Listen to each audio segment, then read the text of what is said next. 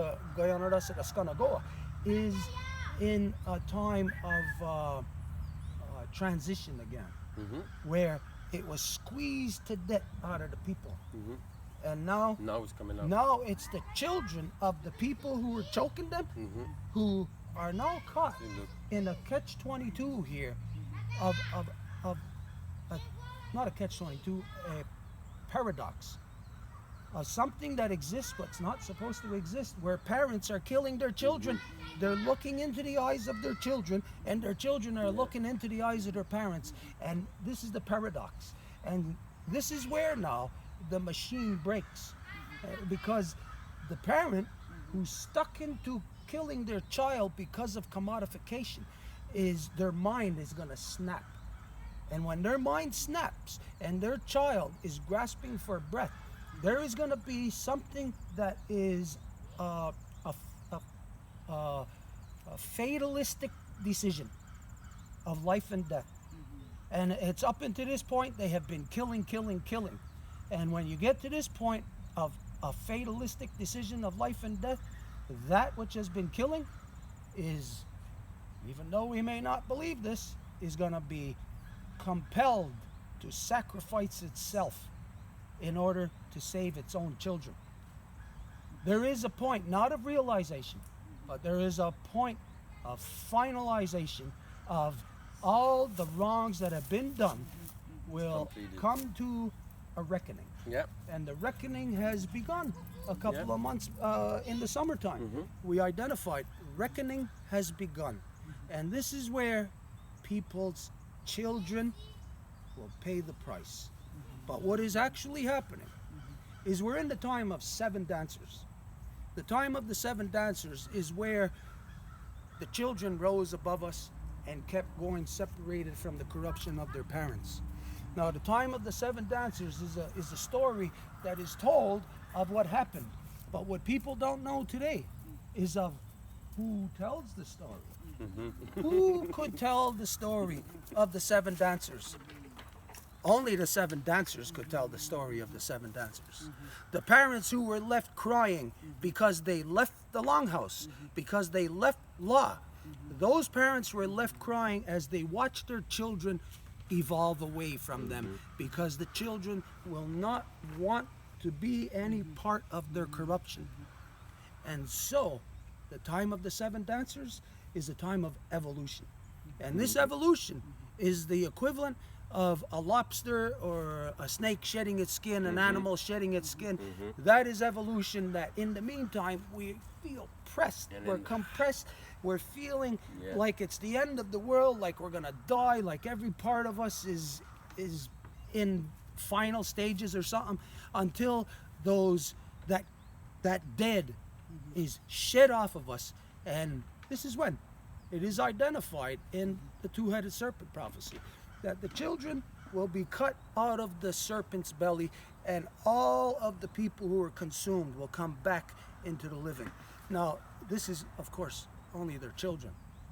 You cannot, if you are guilty, you cannot pass through or whatever if you're guilty. Law, reconciliation is a thing that is not done between people. It is done in one's own mind to reconcile the wrongs that they have done or the wrongs that have been done to them. And if you're on the giving end of wrongs, then that person is going to reconcile or going to have a reckoning. They will be reckoned with. The people are being reckoned with.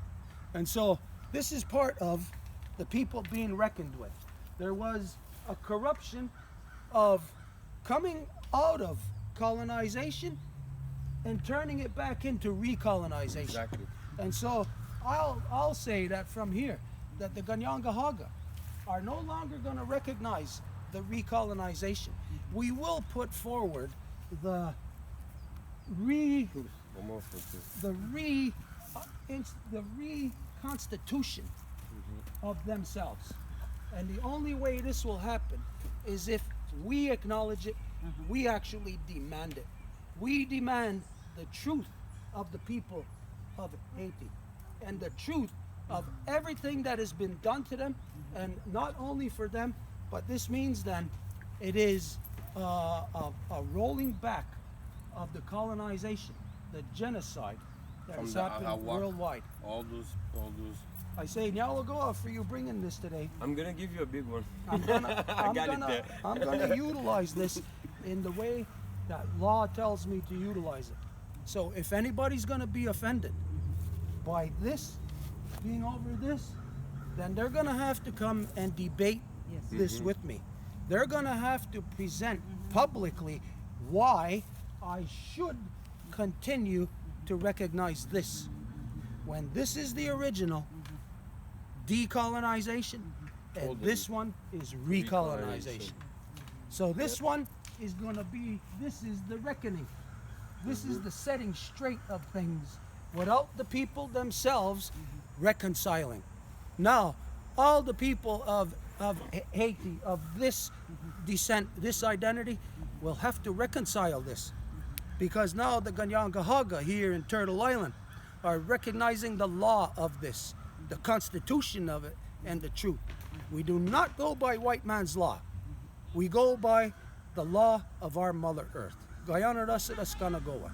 And Guyana Rasada Skanagoa demands correction of all corruptions, and this is the correction. And this is what you're going to see here now. And whether or not it means anything to anybody, I mean, big deal. It's just us. Who are we? We're nobody. But this is going to be represented here. And I would challenge anybody then from here to present to me that this is not true. You will have to present facts that are undisputable in the public arena to prove that this is not true. So what we're going to do now, and I would say to anybody of Haitian descent, that you make your flags like this, because then you will be honoring the truth of what your original corrections to the colonization process was.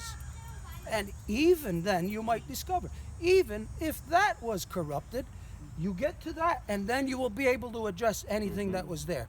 But getting to this, then you will then have the issue on the table, and if nothing comes to substantiate it any other way, then this is the truth. Yeah, we'll go. It's going to be the truth, so we're going to fix this someday.